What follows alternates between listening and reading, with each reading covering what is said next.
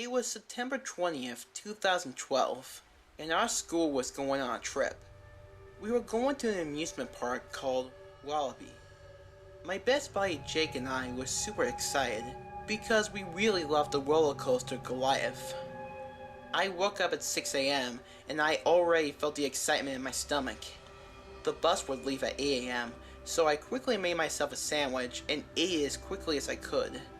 I took a shower and got dressed. I left for school, and Jake and I met at the bridge along the way.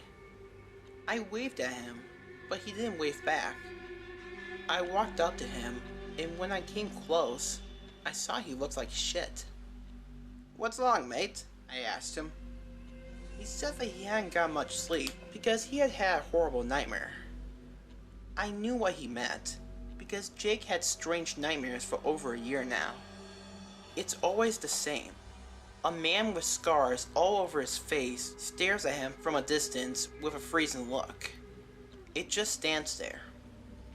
I figured it was pretty scary if a person stares at you the whole time you're sleeping. But this was different. He slowly walks in my direction, and when I try to walk away, I can't move.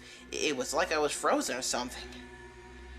I tried to cheer him up, and he said, fuck it. Let's go to Wallaby." We sat in the bus for a half an hour, and we were finally there.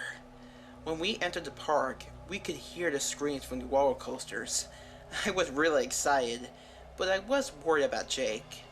I knew he loved Wallaby, but he seemed so quiet. He just walked very slowly, without saying a word.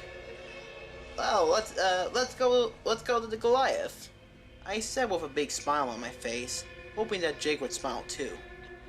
He didn't though. He just said, "Sure, but I gotta go take a piss first." I should have stopped him. I waited for a while and figured he was taking a dump or something. I sent him a text saying. He didn't reply, so I just went to the Goliath.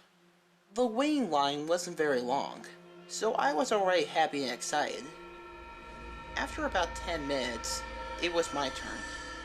I checked my phone, and I saw that Jake had replied. I got aboard and sat alone in a cart. The train went up, and just before the drop, I felt a chill going through my spine. And we dropped. I felt the adrenaline through my blood, and I screamed at the top of my lungs. But not because of the excitement. I saw someone tied down the rails. I recognized the Cullen shoes. It was Jake. I will never forget the moment the train hit him. Blood all over the people in the train, limbs flying everywhere. I cried and threw up. The police came. I wanted to see my friend, but he was gone. Nothing left of him. I walked towards the bus and got in. I sat there crying, and the bus driver looked over his shoulder. A man with scars all over his face, with ice-cold eyes. He grinned and said, "Was it soon enough?"